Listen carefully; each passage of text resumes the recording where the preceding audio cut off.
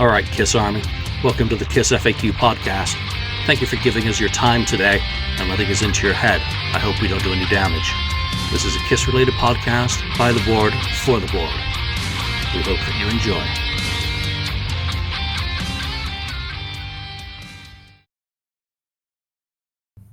Welcome to episode 206, and this time it really is 206. I fucked up on the last episode with Mitch and called that 206. That was actually 205, but this is the real 206 with the gang. We got Lonnie, St. Louis Kiss. What's up? Marcus Almighty Mark, and the 69th Blizzard Ken. And this is, of course, the KissFAQ Podcast, and I'm your host today, Julian Gill. So thank you for joining us again. Thank you, everyone out there, for your feedback and reactions to the last couple of episodes, especially the one with Mitch LaFon about his interview with the one and only Paul Stanley. Great feedback, great conversation. Mitch, thanks again for coming on the show. Paul, thanks again for going on Mitch's show. It all filters down and around and around. So, very cool stuff. And obviously there's going to be more interviews, I think, happening as the end of the road becomes clearer. Friday? We'll see.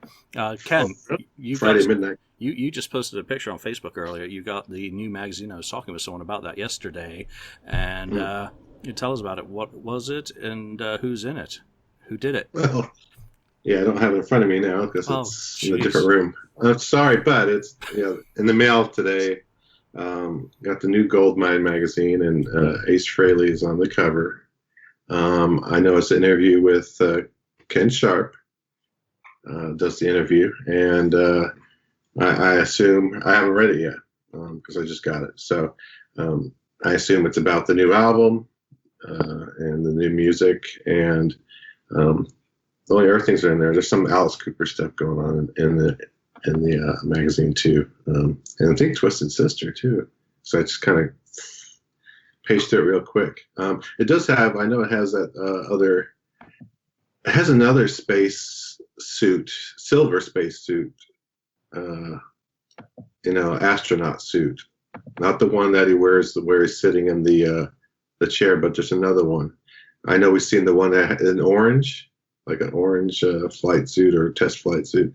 There's a silver one too, I guess, or they colored it on the other one or vice versa. So that was one of the pictures I saw when I just kind of quick flipped through it. So looking forward to reading it. Oh, you haven't read it? I thought you were going to give us a summary of it because I never find it. I'm not. I swear, I just checked the mail just, half an hour ago. Oh, bummer. I'm looking forward to hearing more about... There you go. Mark, you're the man. Yeah, that's the Look main at you. And of course, if it's by Ken Sharp, it'll be quality. So that always helps. Yeah. All right, cool stuff. Let's get into today's first topic. And that is Judas Priest. All right. It's a nice segue into what we're going to talk about, actually. Ken and I both went to see the Judas Priest show this past weekend. I had a fantastic time. I've been listening to Priest nonstop since then, digging into, the 30th anniversary of Defenders, 30th anniversary of Turbo, which both came with live CDs. I think the anniversary edition of Screaming came with a live CD or DVD in that case, and just been listening to all their live shit. They did, 16 songs in their set. They did all the highly recognizable stuff. They did a couple of deeper cuts. Desert Plains, I will say, is a deeper cut, as is Delivering the Goods. And playing 4 songs off your new album in 2018, I'd say, is pretty deep. They didn't spend a lot of time in dialogue, which is refreshing. And they basically let the music do the talking. And the set clocked in at under 80 minutes. Very good light show. They had some fog, and that was pretty much it. I think a very little bit of flame just at one point during the show, a reliance on the screens. But, there were a few things that we were wondering, what are these sorts of effects or things that Judas Priest is doing to get through their shows in 2018 that perhaps Kiss could bring to the table? And for those of you who we're talking with today who haven't seen Priest, other legacy acts that you've seen in concert, or even Guns N' Roses for Lonnie, or maybe certain other acts. I see other bands. Yes, you do. Willingly and unwillingly, right? Yes, willingly and unwillingly. Yes. So Mark, obviously, I'm going to start with you on this. I mean, what are some of the things that you've seen other bands do that you think that KISS for the end of the road should be thinking about, perhaps utilizing in order to make the show experience easier in terms of wear and tear, maybe easier in terms of cost? Well, I mean, we already talked about this before, in the sense that I think at this point it just would make sense, now that the cat kind of came out of the bag with the whole vocals on tape or vocal assistance. I think it would be in his best interest to have that happening. I mean, lots of bands are doing it, so I think that it would be something that would definitely help him get through the rigors 15 of bands that are doing it. Name 15 bands. Well, I think Judas Priest are one. I'm kidding, because you're right. I'm kidding. Yeah, You're Judas right. Priest is one. I'm kidding. I'm sure of it. Yeah. Well, I mean, but that's the thing. I mean, these tours are lengthy. Some of these vocals are incredibly high and hard to do. And imagine trying to do that for like 150 shows without some sort of assistance. It ain't going to happen. Mm-hmm. Paul Stanley can't do his stuff, obviously, without some sort of assistance. Now, I think that's shown and probably, confirmed now. But anyways, there's a few other things I was thinking about that might be cool. Everybody's been talking about, for example, what kind of stage are KISS going to use on this tour? Everybody's saying, I hope it's something new and something different. One thing that I've never seen KISS do, but I've seen other bands do that I really enjoyed actually, is what would it be like to see KISS in the round? I would love to see something like that. I know Yes has done it, Def Leppard have done it. There's been a few bands that have done it in the round sort of stage. Mm-hmm. And the great thing about in the round stage is that when it's mobile and it's turning around, you don't have that problem where you can't see them. Like you don't get something like what happened with Julian, where he's in front of a bunch of speakers and doesn't see anything. If you have a rotating stage, at one point you'll always get to see the band, right? They're moving around and everybody gets an equal portion of the band when it's rotating. I think in the round stage would be something interesting for a KISS show. But that of course though would make them not have as much maybe pyro, or maybe they wouldn't be able to rely as much on screens and stuff like that. But I think it's an interesting thing to consider. Yeah, I'm sorry I missed half of that with that phone call, but I apologize. Unobstructed views, though, is, and you get to sell more tickets in the round. Of course, as Def Leppard found in 1988, and when did they do it again? 92, and and I'm sure Ken would have loved an unobstructed view at Judas Priest. He made a new friend, didn't you? Well, yeah. I mean, he didn't obstruct my view. I mean, his head came up to about right here. Okay, but he kept scooting over and kind of pushing Julian and I left, but he was going in front of me. And he's like right in front of me. I'm like, what the hell is this guy doing? And he kept going like this because he wasn't very tall. He was like a freaking human meerkat. Eventually, I moved forward up to the seat in front of me. Yeah, and then he was kind of like frustrated at that point. He couldn't, kind of edge it. It's not your fault. My territory, stay out of my territory, mister. So, yeah, that was the only obstructed view. And it didn't obstruct me, but it was just kind of an annoyance. All right, so what are some of the things that you thought about at Judas Priest that KISS would, possibly be able to utilize? Well, first of all, the no banter. I mean, there's no banter going on at all at Judas Priest. They can pretty much plow through the set list one after the other. They do extend a couple songs out a little bit, but not so much. Really, and not even trying to get so much. I mean, a little bit of audience participation. Rob Halford tried to get a little bit of participation, but he didn't go overboard or anything, just a little bit. So that's one of them. Otherwise, they had this stage with the I don't know what you call it, little walls, right? The walls that went around the stage, kind of picture of the part of the, I guess, album cover kind of look.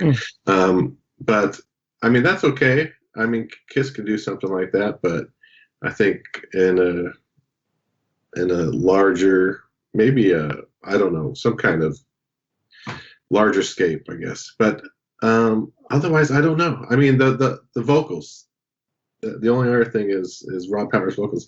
I know some of those high notes, scream notes. There's no way. But there are some things they did do, which was interesting, where he did a high scream note, and the guitar picked up right as part of that scream note and extended it in the exact same key. I mean, it sounded like he's singing, but it's the guitar that picked up, went into it, and then he went into a solo. So that was kind of an interesting way to do some of that kind of things. But I mean, it was good. I can't think of any other things that, you know, Judas Priest did. They didn't have a major stage.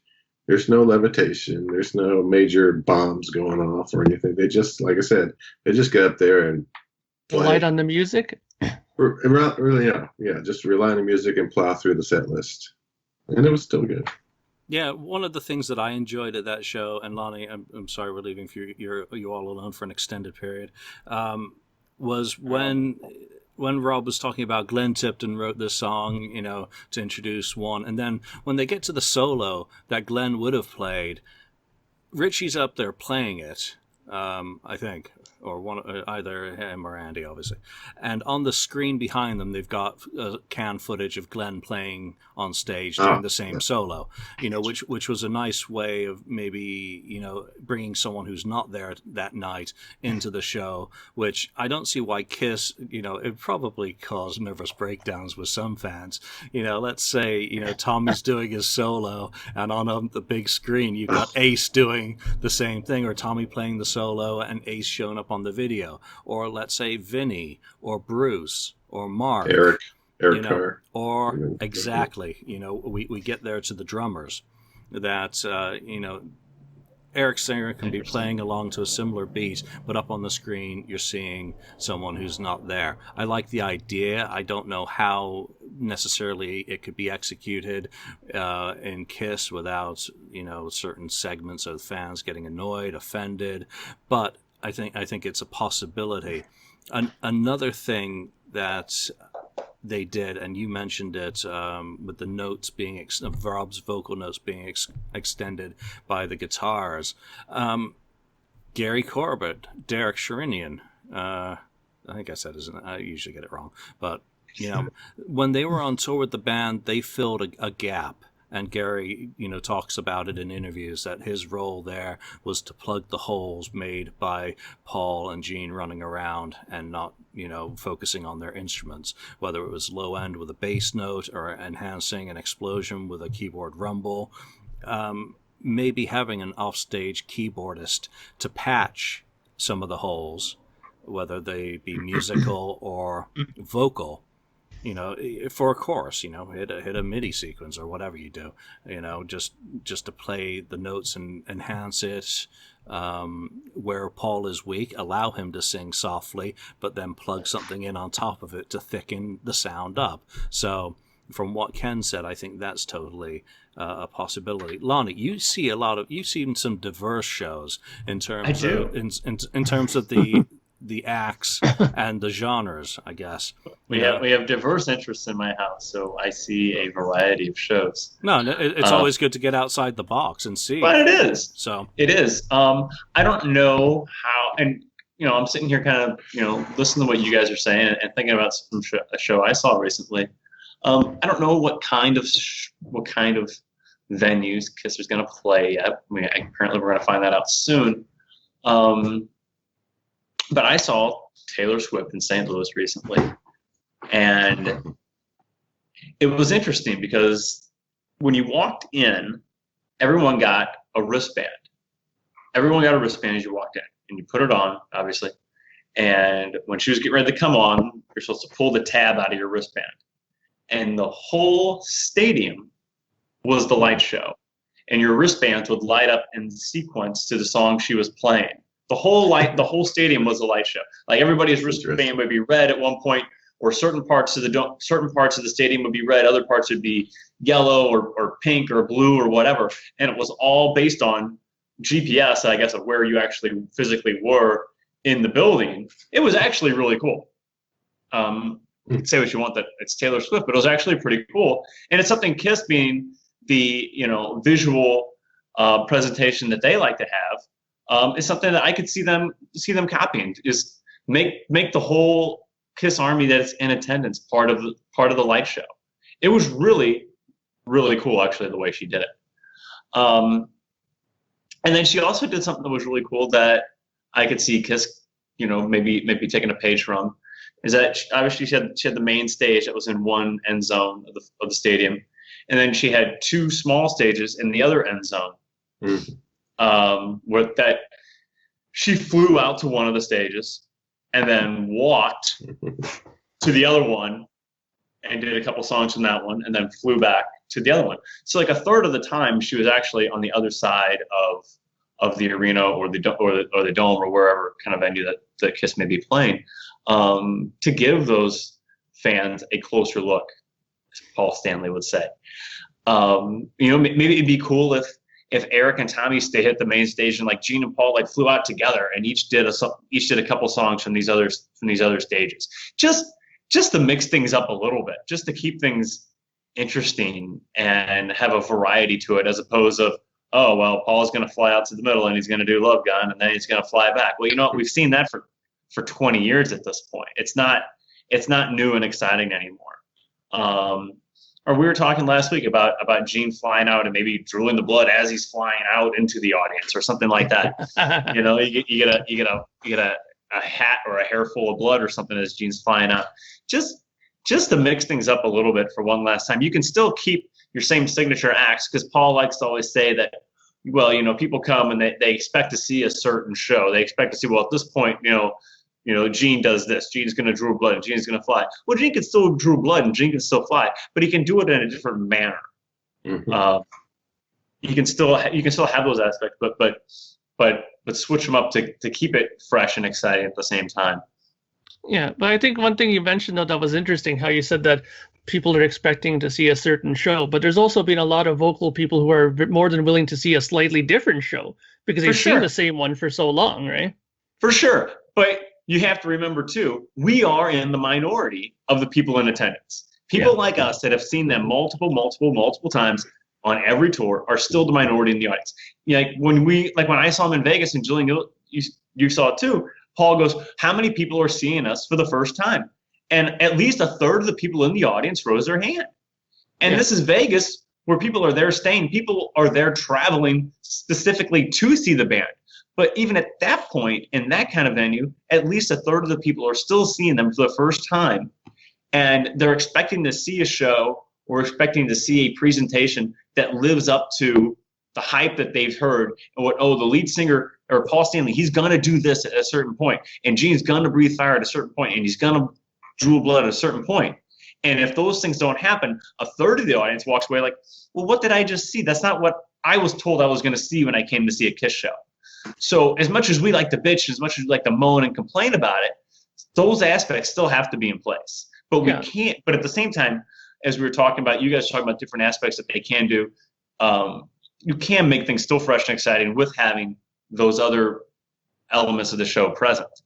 I really like what you guys were saying about how, what if at a certain point, like during I Love It Loud, you guys were talking about showing like different members up on the screen during different parts of the show. Like I Love It, you said Eric Carr up on the screen. Well, the perfect place to have Eric Carr up on the screen would be like the drum intro to I Love It Loud.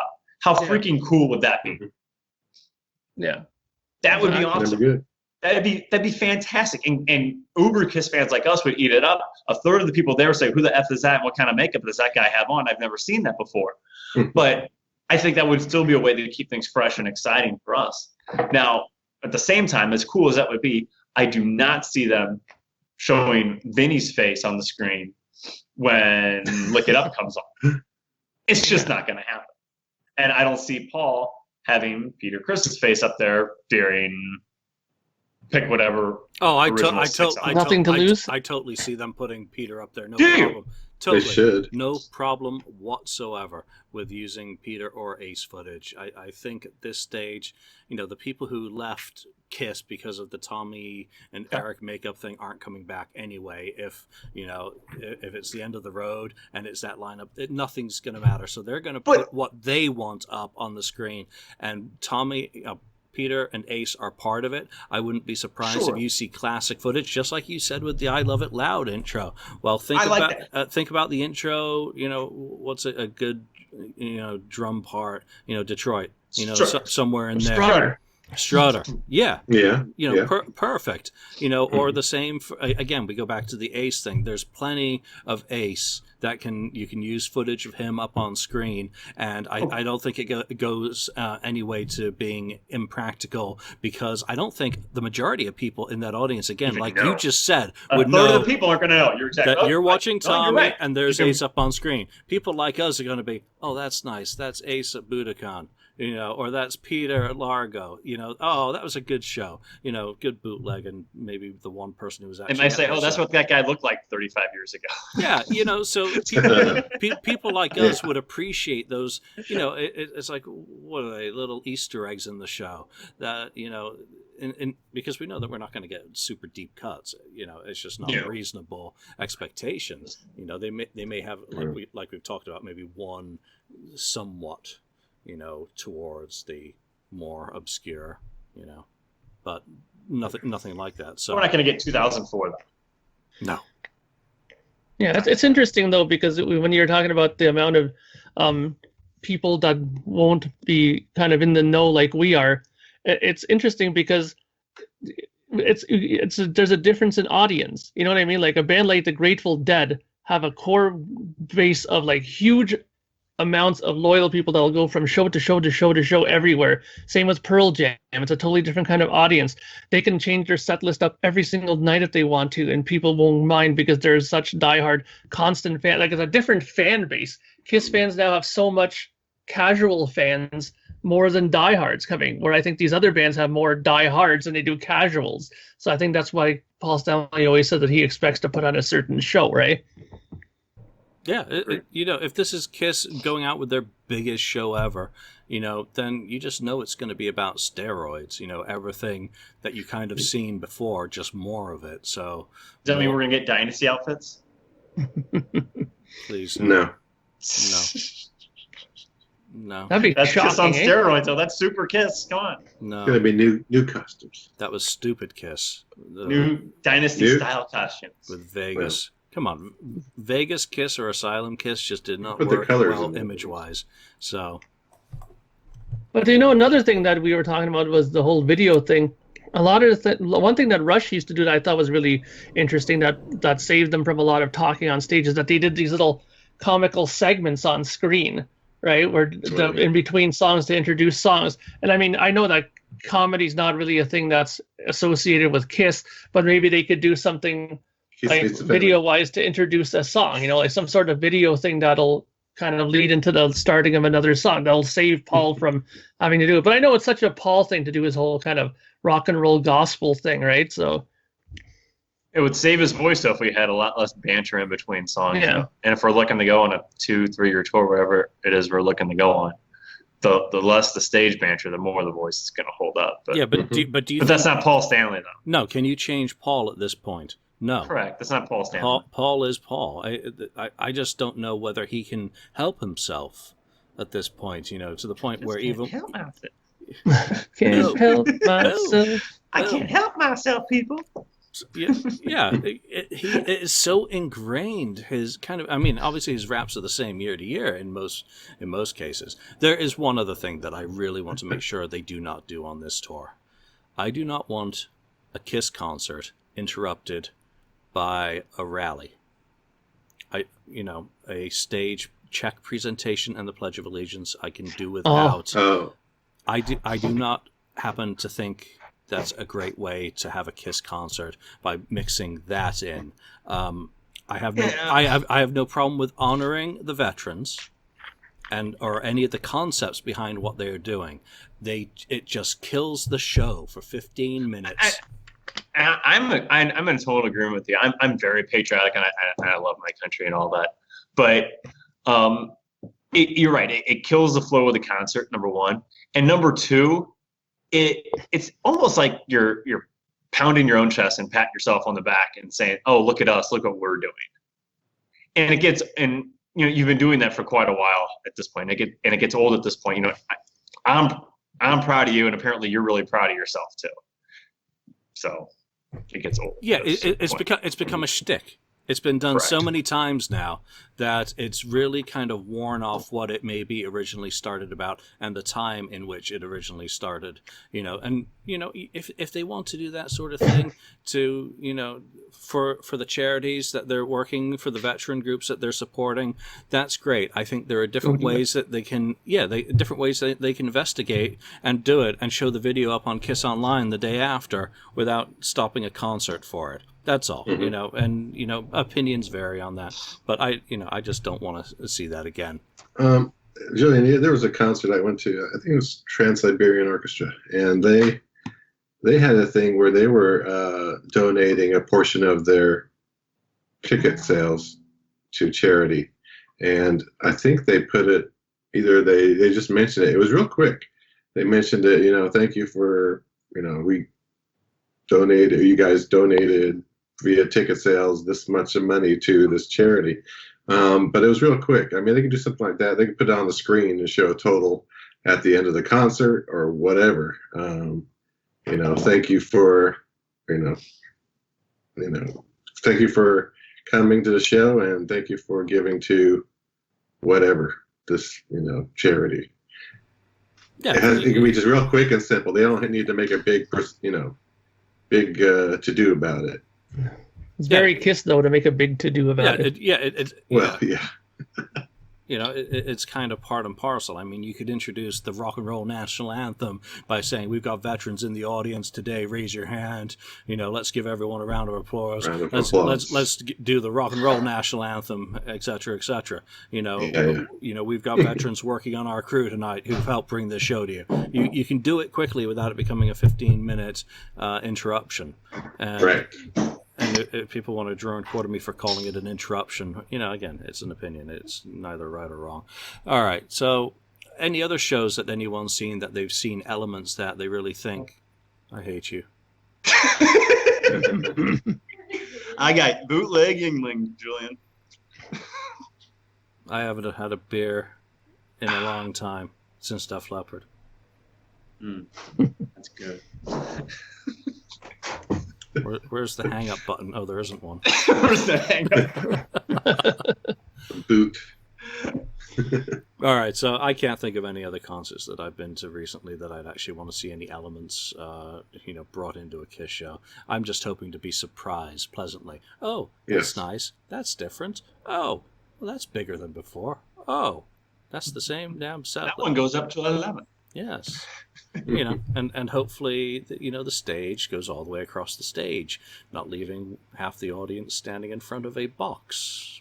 That would be really grand. That's probably the most important thing to take away from any of it. Know the venues, know the staging, and build appropriately. Scalability is a wonderful thing. When you can go from that wide a stage to that wide a stage. Accordion.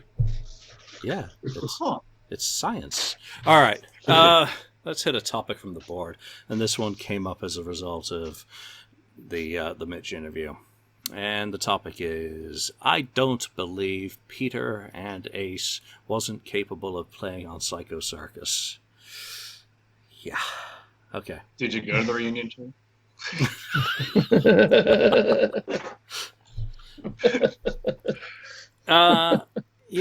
Here we are. Wah, wah. Last week, what did we say? 20th anniversary of Psycho Circus. Well, capable of playing really does kind of envelop a broad definition of what means capable. Are they technically? Are they fiscally? Are they emotionally? And I don't think they were capable because, as we know from what Paul has says, the lawyers got involved.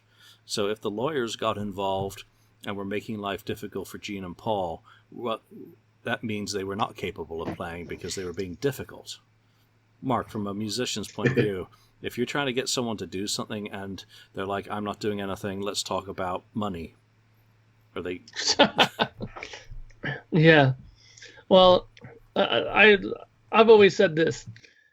If you are that good enough a player that that you're that important to the band, money won't be an object, because you know what I mean, that you'll be, if you're not needed, you'll be compensated for it.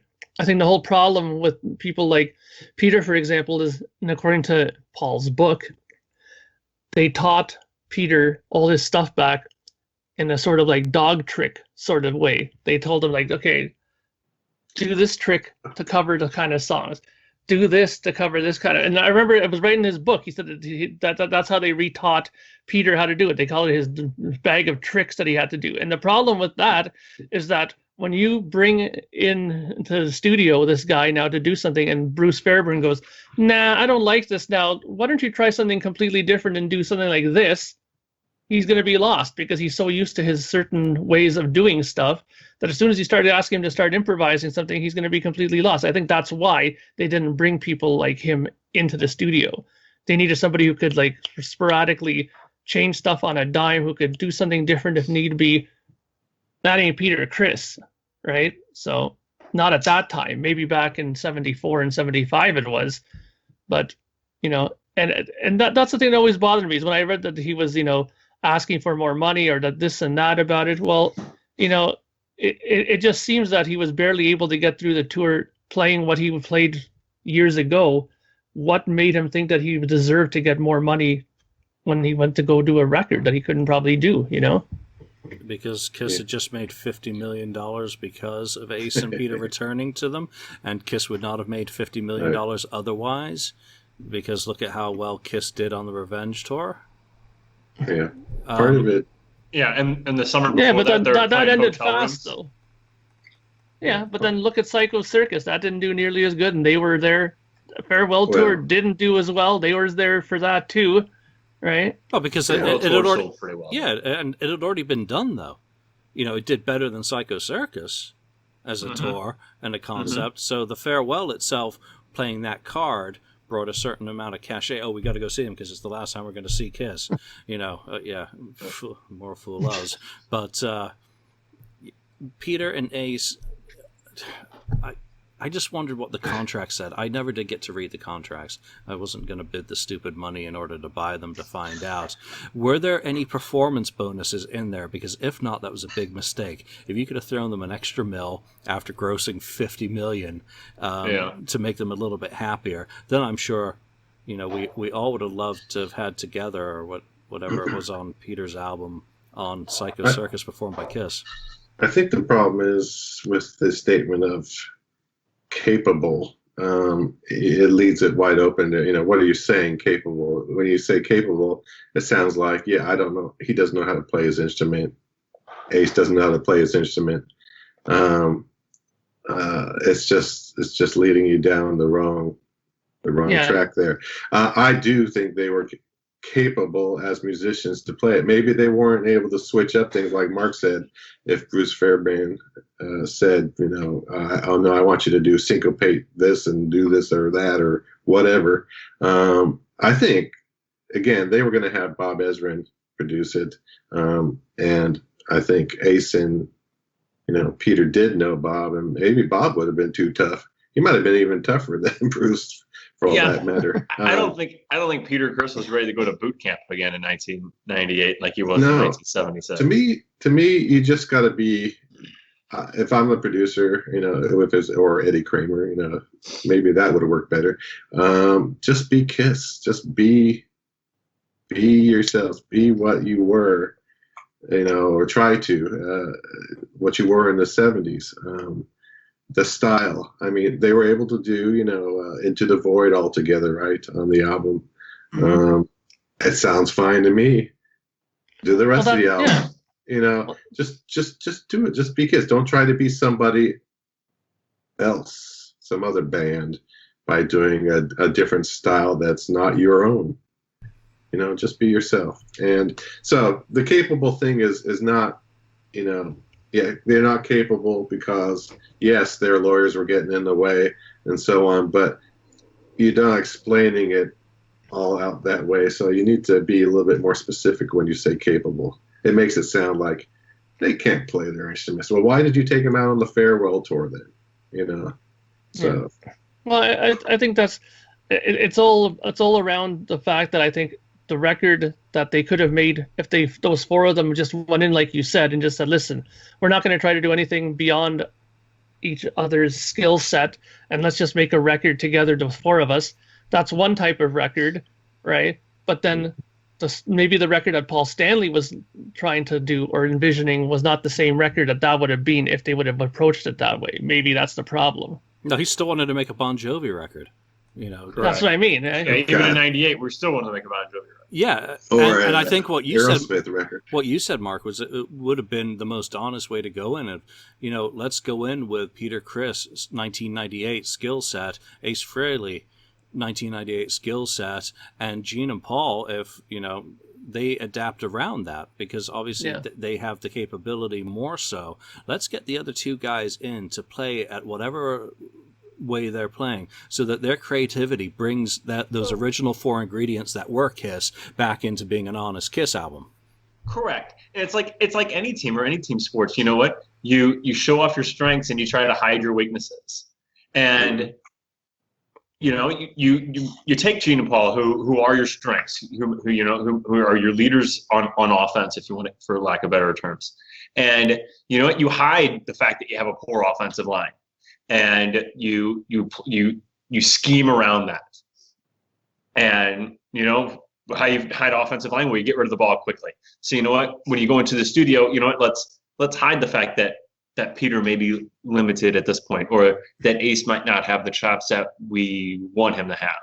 Well, you have two guitar players in there, Paul and Ace. Well, maybe Paul plays a little bit more on the song than Ace does, or you don't pipe up the drums as much, or you do something to hide Peter's limitations if he's struggling with a certain track. We bashed Psycho Circus plenty last week, but gosh, I wanted Psycho Circus to be so great when it came out. Yeah, I wanted, and we all did. I wanted it to be that Kiss 1998 album. I wanted it to be the album that should have came out in 1978. We all did. Maybe they didn't have 5 years in which to record it. Maybe they were worried about the studio time stretching on and on and on. But exactly what you said. You hide the weaknesses. And why couldn't they have? Remember in 81, 84, 85, they had Alan Schwartzberg do drum overdubs on Eric Carr, for God's sakes. They had Bruce do overdubs. They had Wagner do overdubs in the 70s. So none of that precluded having Peter perform with what technology had become and what session work could be brought in after the fact. If you didn't think he was doing enough cymbal work, you could add that in later. All of it was, even tempo can be fixed to a certain extent. Mark, exactly. Correct me if I'm totally wrong, because that... No, you splice. You can do all that, yeah. But what you then lose by not having them on there was that magic ingredient. So, maybe that's why we are still talking about Psycho Circus 20 years on, because it is just such a deep hole of lost opportunity, even though it does have some good songs on it. It's got some pretty bloody dire ones as well, but it does have some good material. It's got some good performances by Paul.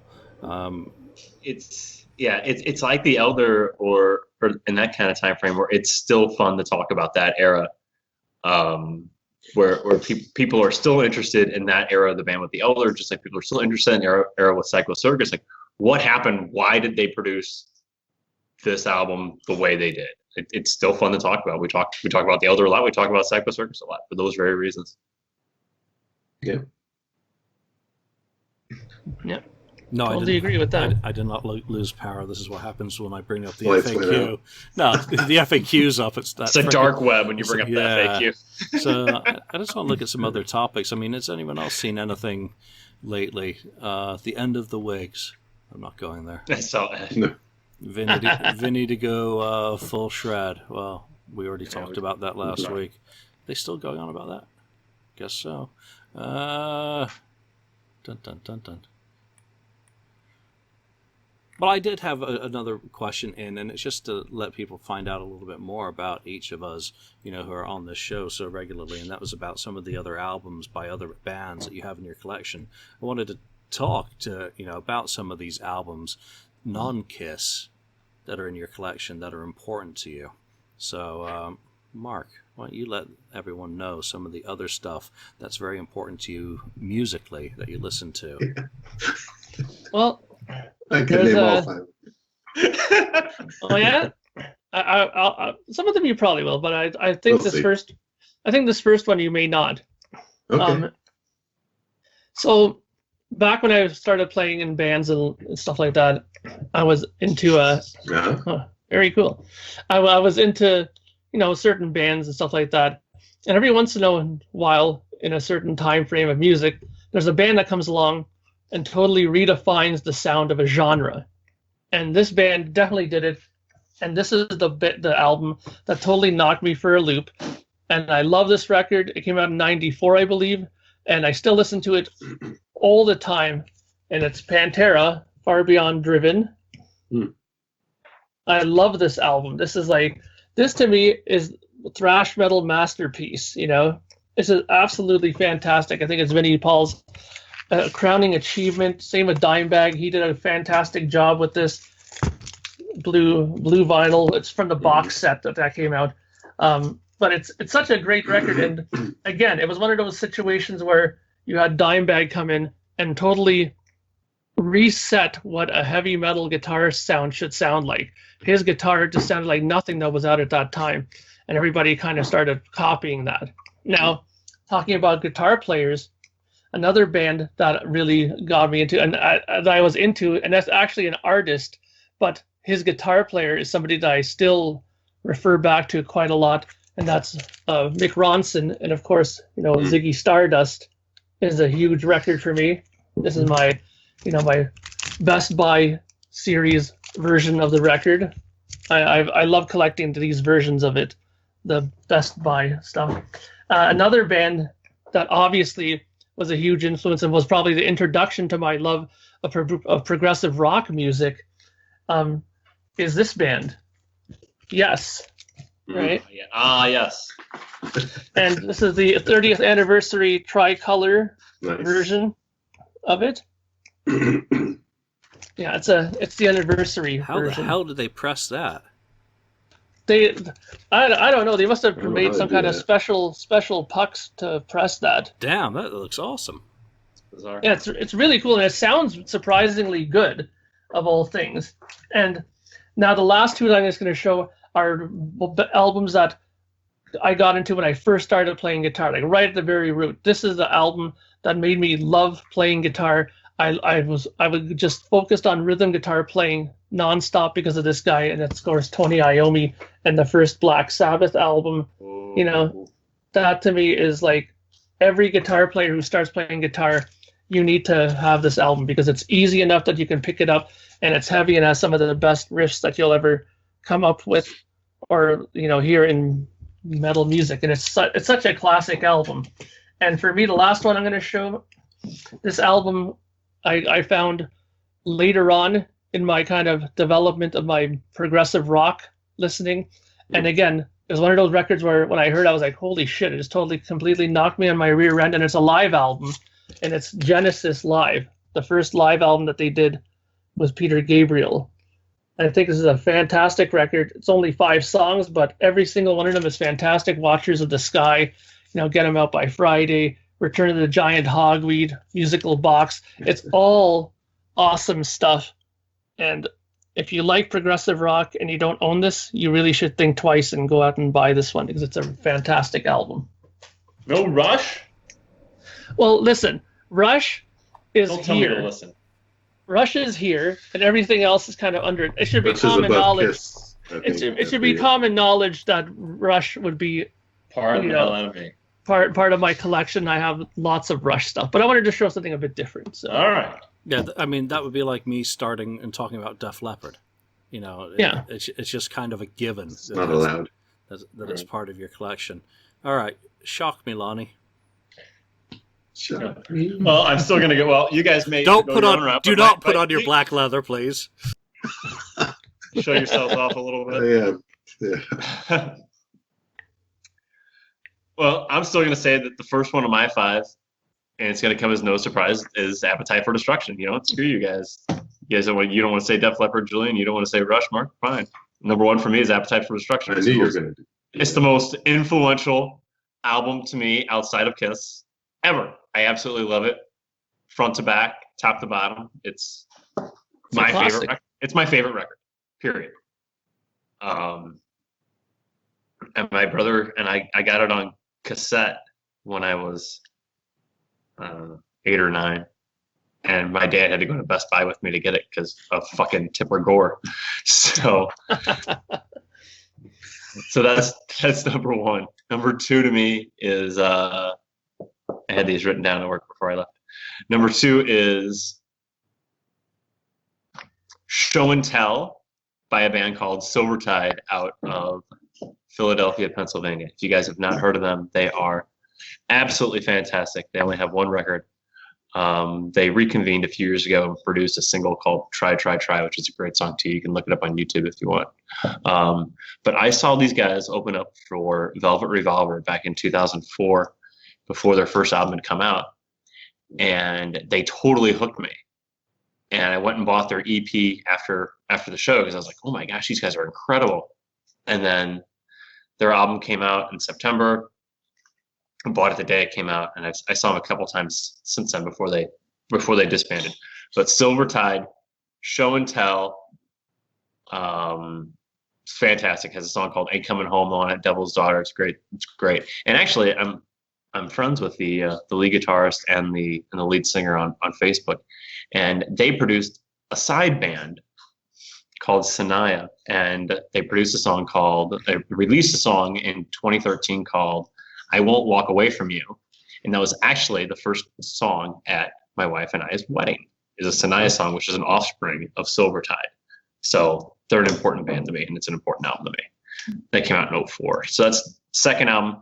Third one I put down is Velvet Revolver Contraband, which is Guns N' Roses' roots to it.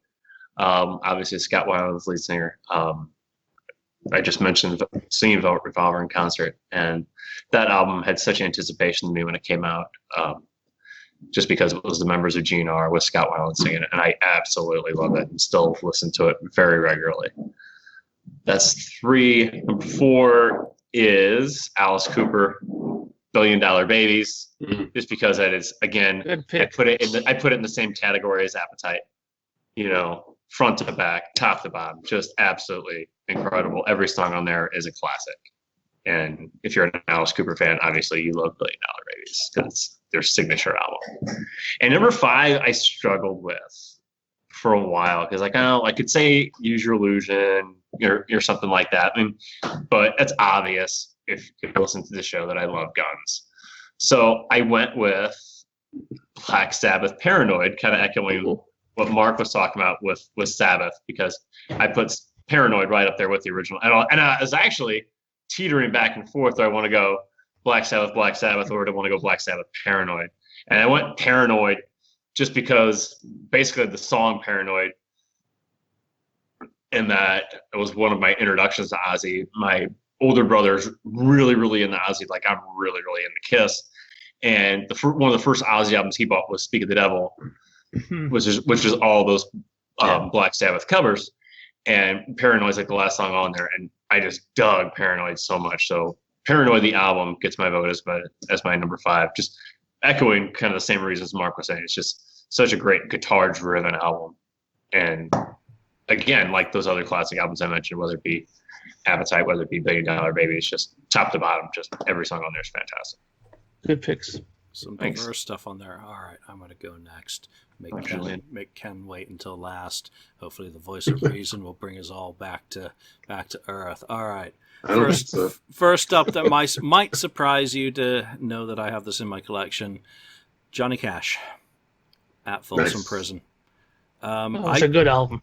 I really was not much into that's a great pitch. Country or that style of music until I first saw Johnny Cash on TV. And there was just something about his voice, his chug-a-lugging guitars, and whatnot, that just made him very, very appealing as a musician, someone to watch. He wasn't a great vocalist, but he was great at what he did. He wasn't a great guitarist, but he was great at what he did. His songs are fantastic. And the ones at Folsom Prison, it's such a great selection of songs. It's such a great performance, and kind of the storytelling just as a package was just so unusual. I don't know how many English people actually listen to Johnny Cash with him being so Americana as such, but just one of those things that really jumped out at me. And I've got a few Johnny Cash albums in the collection now as I continue to start, really kind of dive a bit more into his music and artistry. And all of this was way before he started doing those American recordings, with at the tail end of his career. So, great album. If you haven't listened to it, I really believe it's one that everyone should have in their collection. Next up, I did a podcast about this band. They've been a guilty pleasure for a long, long time. They're still around. Zodiac, Mind Warp, and The Love Reaction. Third. Hoodlum Thunder. Only I think released in France, because that was after the time where they had a brief kind of foray on MTV in 87, 88. They were Kerrang darlings in England for 86, 87. First album came out, too many singles came out, didn't get the album out, that they lost the record deal. Second album, great fucking songs, sleazy, dirty. I mean, there were bands like Guns N' Roses, Zodiac, Electric Boys in Sweden, that was who was the other one? Circus of Power. Of all the kind of the sleaze rock.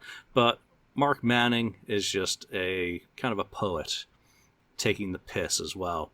So always loved his music, still do. Will buy any album that I can get my hands on, and it's just shut up. Okay. Number 3, Men at Work, Business as Usual. Their first American album. I got the year it came out before I even heard anything on the radio. Someone had sent it to me from England, and I listened the shit out of that album. Johnny, to this day, it takes me back. I'm going to sing a fucking Guns N' Roses song. It takes me back to that special place or whatever. Yes. Paradise. I could just hear that. Yeah, I could just hear that album, and it takes me back to 1981, 82, or whenever it came out, all those years ago, and playing that thing over and over and over until the tape spool snapped. So I still play that. If I'm in a depressed, I can play that album to this day. All right, something a little bit more rock and roll. Halloween, Keeper of the Seven Keys, Part 2. It's a good album. It's a real toss-up between either of those. Part 1, Part 2 are both fantastic. Part 2's just got the edge in terms of some of the songs and performances. They were a fantastic band back then. That has Future World, right? Part 2? Yeah. No, that's 1. It's got Dr. Stein, Rise and Fall. We got the time. Okay. March of Time in particular. As I started to kind of check out some more progressive bands, my sister was listening to Marillion, who I love. And love them. I could easily have had The Thieving Magpie on this list just because it's got all the hits and it's a great performance. But I wanted more metalized, progressive rock, and this was the stuff that was highly visible at that time that I was really starting to listen to music. So Keeper, Part 1 was fantastic. I remember waiting for Part 2. Here it is. And holy shit, it was awesome.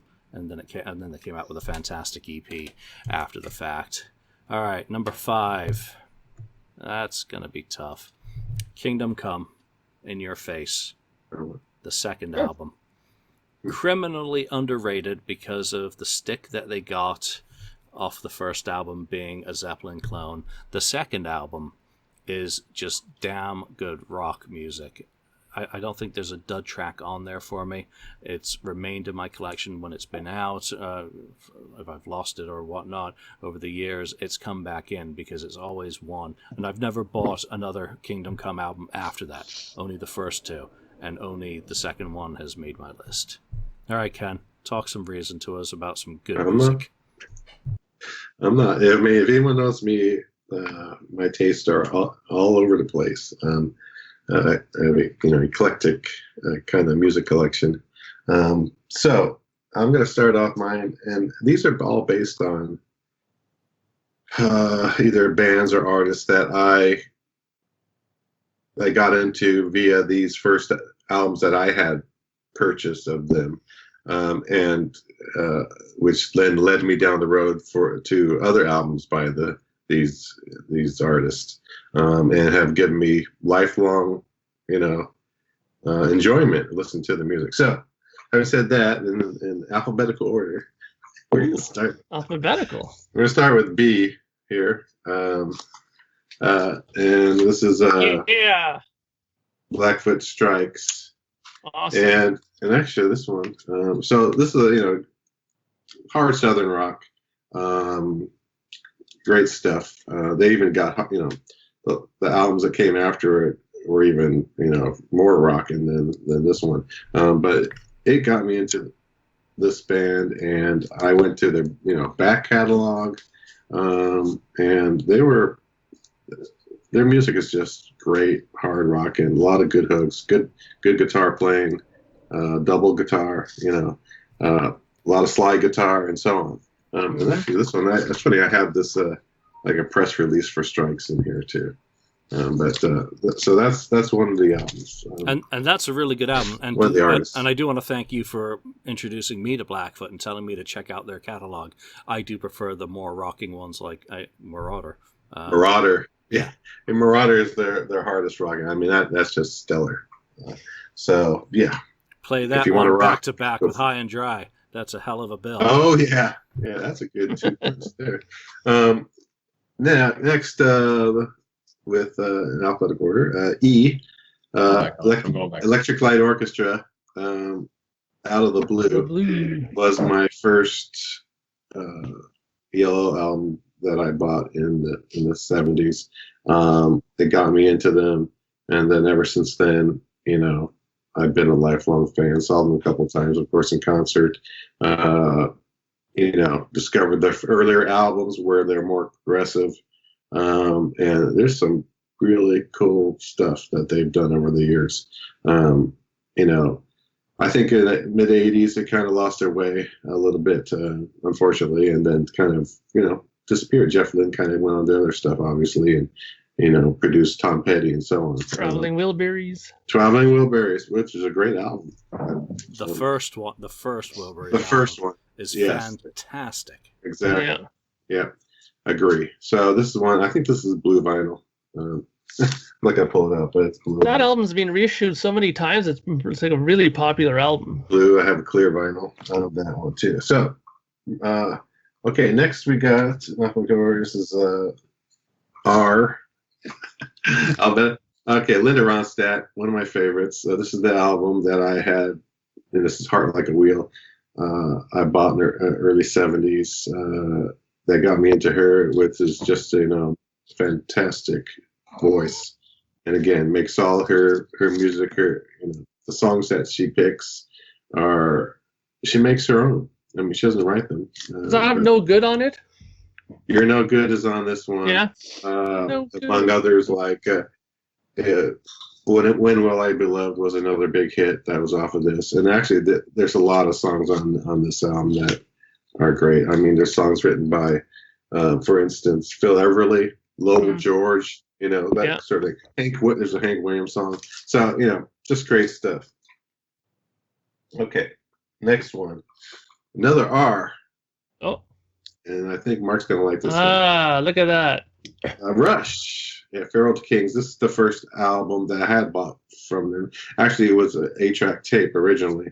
I remember going down to buy 2112. They didn't have it, so I bought the newest one that was ever out, and I hadn't even heard it. And it was this album, and you know what? I enjoyed it thoroughly too.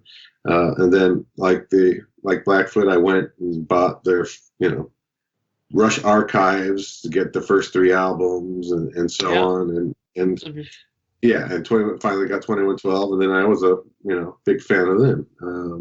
So I'm glad I'm glad I got into them. Again, another one, lifelong. A very British influenced album. Yeah. The next one is a lifelong too. Is the first album I had bought by this artist, and this is like the one where I say eclectic. This is Neil Sedaka. The first album I had bought by him is "Laughter in the Rain," was off of this, big hit, and he wrote "Love Will Keep Us Together" with Captain Tennille made a big hit. Elton John writes something right here because he used to want to have Neil get on his label because Neil was having good success over in England, and he wrote stuff about some of the songs that they put together for this. But I've been a lifelong fan of Neil Sedaka. I think very underappreciated artist, in my opinion, probably one of the most underappreciated for his talents and his songwriting. So that's it. That's interesting. So there you go. There's just a little bit more taste of some of the bands and albums that we like when we're not listening to Kiss, because life is not always about this one band. That when Lonnie was mentioning the wristbands that are activated by Taylor Swift. Yeah, at the Taylor Swift show. I can just imagine Kiss doing that. Your wristband is activated. Must buy Kiss shit. Must buy Kiss shit. It's a commercial. And